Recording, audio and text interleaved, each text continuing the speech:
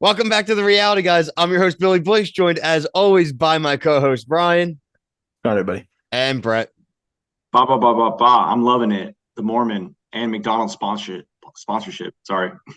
Brett will finally land one of these openings one of these times, and we'll get there. But we're here to open with the Big D. This is episode 5, the Big Hookup. Check out our playlist. Shout out to Angelique. We had an interview with her. Really cool to get some of her backstory and some of her reflections, especially on the events of last week, which kind of have paved the way for this week. A lot of change this week, guys, at the Big D house.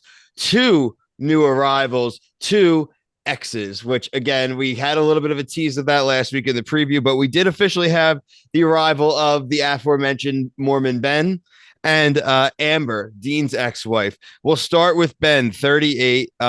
Angelique, very excited to see him. Maybe a little too excited to see him, but like, it's all good. Like you're happy. He seems just like a normal dude. He's very calm, he's very blonde, he's very Mormon. Like, and I'm not saying that in a mean way. I just know a couple. He just fits the bill to a T.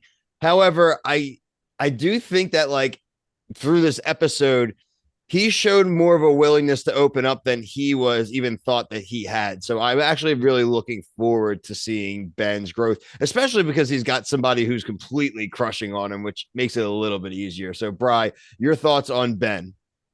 Yeah, Casey was like drooling as soon as he walked in the house. And I agree with you. I think not being like an outcast, like you know how in any show, like a new person comes in, they treat him like crap. I think that's definitely helpful where you can open up and be yourself. And I also think like his relationship with Angelique, they don't come in bitter, kind of like Amber and Dean. So he's kind of in a good situation. I can see him sticking around for a couple weeks. I think that he definitely was not what I was expecting. When we had that like foreshadowing a few weeks ago of this Mormon guy, I thought he was going to be like this controlling a-hole type dude, but he seems pretty chill, pretty cool. I like him. Obviously, Casey likes him. And I thought it was funny when everyone thought they were brother and sister, him and Angelique, when they first came out.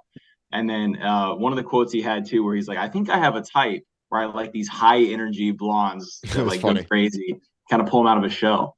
And I was like, yeah, dude, I feel you on that one. No, I thought it was great. Like I said, he definitely opened up throughout the episode. Got to go on a date first week, which is really helpful as well. Like you said, to kind of get yourself into the flow of the game. He is and did have to see Angelique with David, which definitely was difficult for him.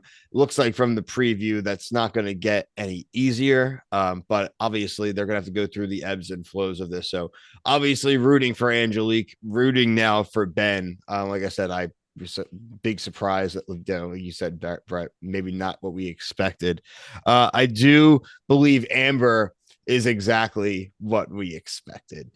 He like did the like look, was like, oh no, oh boy, like here we go.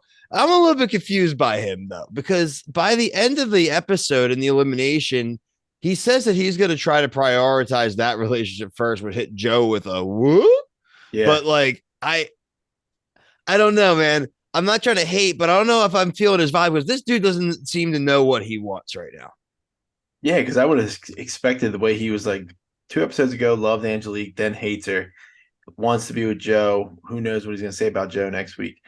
I'm a little surprised. And Casey, I thought had really good confessionals tonight. She was kind of giving us like a breaking the fourth wall, talking to us like, "Hey, he was really fun, and now he's just being kind of like the polar opposite, and it's just kind of bringing the house down." So very interested to see how her being in the house more than a day is gonna like translate into his moods. Yeah, I mean that's a good read on her on the energy that he's having from her and stuff. So when she was getting introduced, like photo wise, I was like, man, this chick's hot. And the moment she's in the house, I don't like her.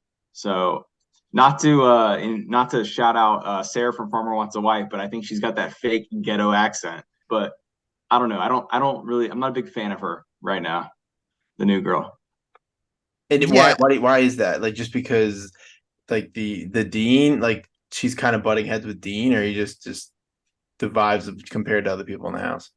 Yeah, I mean, so I like Sarah now, just in case she's watching. I liked her interview with you guys, but with Dean and his girl, I don't know. They're butting heads. She just seems to be, I don't know. I just don't think she's fun. Like she's not fun for the show.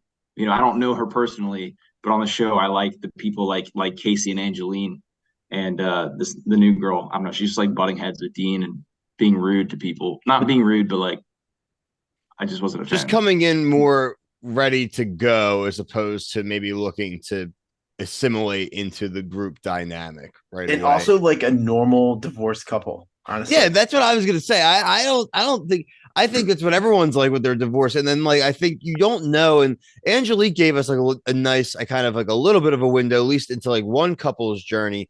They were friendly and open and willing to do this together. Yeah. I I would love, and that's why I do want to talk to more cast members because I want to see if there were some that it really the other person didn't really want to do it, and there was some real cajoling to do it, right? Like, Yeah. because some of it, like Amber didn't come in there as somebody who was like had kind of pre-discussed with Dean and was like excited to get there and reconcile because, like you said, Brett, like it did seem like there was that kind of, like I said, maybe confrontational energy earlier on. But that being said, like we're seeing Dean now kind of flip flopping on people. So for all we know, he may have sold this as something different to her. Like he was there for her and she rolls in and sees him kind of buddying up with a girl. Right. Like we're like Angelique said too, we're not seeing everything. Right. And again, I think that's why these interviews and things would be important. But I'm dying to see like this continue though with the two of them. Like I need to see like what a week looks like where they're actually trying to reconcile because I don't think it's going to go that well. No, at all. Can I get to one complaint that if this is your first time joining us, like if the Big D is your first show watching of us, you may not know about us and especially myself. I don't like reality shows when they don't have an elimination in the week. You promise us an elimination. You promise us a sacrifice. Like the reality gods must be satisfied. We are just here to help keep the natural balance of things. And so they promise this is the only time, but I didn't like that, Brian. Didn't like that. Yeah, we're the heralds of the reality gods. Yeah, like the Silver Surfer. Silver Look, Surfer. if you're gonna not do an elimination, don't start the elimination or don't do a fake one where they went and like. I don't like it. I don't like it. I like it. I don't. Stop it. I think so. They were gonna eliminate what's his face, the guy that Blair. was talking, Blair. There's talking to Dee Dee. So like I mean, I see where they're coming from with Blair, but I feel like I can resonate with what he's saying and stuff, and I think he's connecting with Dee Dee. If they're gonna eliminate anyone, it needs to be the two that are basically not talking to anyone other than themselves. They're basically dating each other and not talking to anyone else. If anyone gets eliminated, it should be them. Yeah, but they're And only just go going to back eliminate home. one Alexis. person at a time. So Yeah. like, Send them both out. Bring in Well, the one girl's ex that just showed up talking to Dean. Sorry, I don't know anyone's name, but Amber? the newest girl, the blonde girl. Joe. The Joe. newest one, yeah. Bring in her ex. Get rid of both them. They're gonna go home and hash Well, things out. I mean, I think the show is all. It's not just date you. It's like you can date whoever you want, but you can also reconcile with your partner. I just don't think they probably are actually progressing really well, which is why we're not really seeing a lot of them. yeah, I'm for it. Like they have to have one successful couple. And so like, you have to have somebody at the end that actually like reconciled their relationship. Probably have a one or two maybe that start a new relationship and the rest that just kind of walk away, right? I think you need everything for the show to get a second season. I think if nobody reconciled, then I don't think you get another season. Yeah, because we just see the mess. Is that the goal though? Because like when on the Angelique interview, go watch that. But it was very gray in the casting process, so you don't really know like where these people are at or like are they trying? Is the goal to get back together? Is it to get with new people? Like the goal is to leave with a relationship, but I more so even just mean that it seems like to me the two of them probably had started to work a little bit towards reconciliation or were open to it at least. Some of these people, like you said, there's no shot like dead to rights when they arrive. And the producers, I'm sure, know that for some of them, right? So I think there is a balance of them wanting to bring certain people on. I know they present it like that, but then they present it like that. So people like Blair could have done the thing that he did with Ariel and be like, move on, I don't want you. Like they know the moments that they want, right? And so I think overall, you're not wrong for saying that, like, hey, like, I would love to be able to leave people in there to develop a relationship. But I think at the same time, you can't just send a couple home because it's working. Like, we need to see it fully go through to fruition, right? I want to see that. At least that's my thought. I'm with you. The cooking challenge, blind challenge, I thought it was a little goofy, frankly. Yeah, it's just like a knockoff of like Survivor stuff, honestly. They got to get it from something. Yeah. That's really my only like main criticism. I thought the challenge was a little goofy and we didn't get a blood sacrifice. But besides that, it was great. I thought a solid episode of Big D.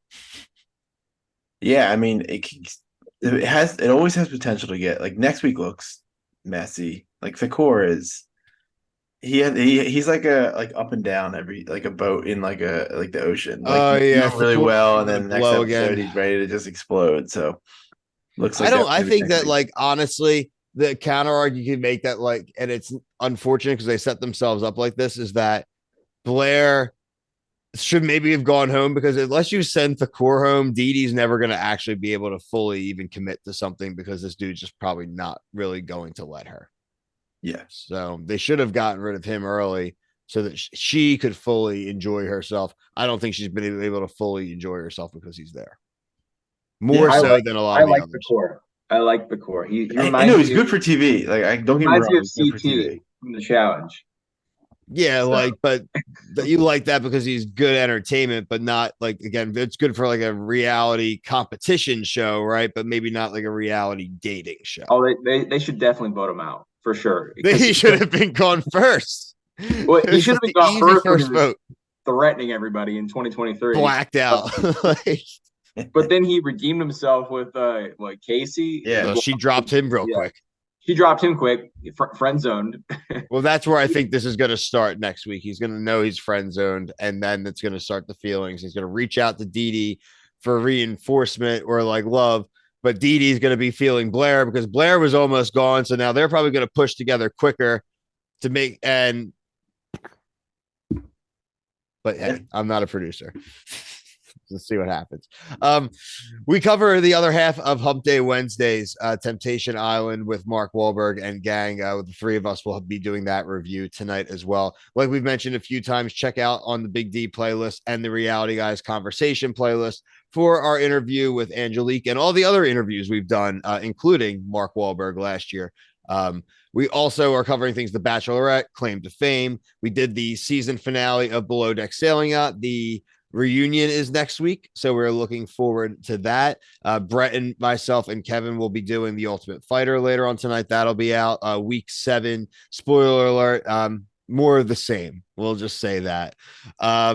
Yeah, looking forward to The Real Housewives of New York City reboot starts on Sunday evening. Brian and I will be there for that as well. Subscribe on TikTok to check all of our reality news of the day and funny clips.